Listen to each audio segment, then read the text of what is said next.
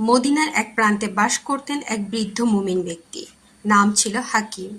ছোট্ট একটি কুটিরে থাকতেন। একমাত্র ছেলে তার থেকে অনেক দূরে কাজ করত।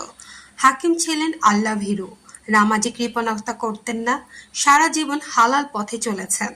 প্রতিবেশীরা তাকে খুব ভালোবাসত। তার আচরণ, সততা ও দিনের প্রতি গভীর ভালোবাসার কারণে। একদিন সকালে ফজরের আজান হওয়ার পর হাকিমের দরজা খোলেনি। প্রতিবেশী রহমান সাহেব একটু দুশ্চিন্তায় পড়লেন। পরে দরজা ভেঙে ঘরে ঢুকে সবাই দেখতে পেলেন হাকিম সেজদা অবস্থায় ইন্তেকাল করেছেন। চারিদিক নীরব, বাতাস যেন থেমে গেছে। চোখে পানি নিয়ে সবাই বলল, কি সৌভাগ্য! আল্লাহর কাছে সিজদা থাকা অবস্থায় তিনি দুনিয়া ছেড়ে গেছেন। তার জানাজায় পুরো গ্রাম উপচে পড়েছিল। ইমাম সাহেব জানাজার আগে বললেন, রাসূলুল্লাহ সাল্লাল্লাহু আলাইহি সাল্লাম বলেন, মৃত্যু হচ্ছে অনন্ত পথযাত্রার প্রথম ধাপ। হাকিম ভাই সেই যাত্রায় রওনা দিয়েছেন। তিনি কি নিয়েছেন সাথে?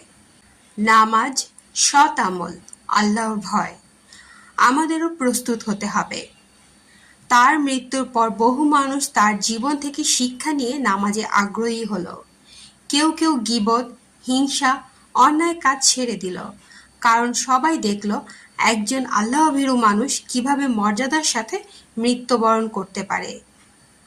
মৃত্যু কোনো শেষ নয়, বরং এক চিরন্তন জীবনের শুরু। যারা দুনিয়াতে আল্লাহকে ভয় করে চলে, যারা সৎ থাকে, তারা মৃত্যুকে ভয় পায় না, বরং তারা জানে মৃত্যু হচ্ছে অনন্ত পথযাত্রার প্রথম ধাপ, যেখানে তাদের প্রতিদান অপেক্ষা করছে। তাই হাকিমের মতো আমাদেরও উচিত এই পথ চলার জন্য নিজেকে প্রস্তুত করা। নামাজ, সততা, হালাল রুজি ও আল্লাহর ভয়ে পরিপূর্ণ জীবন গঠন করে।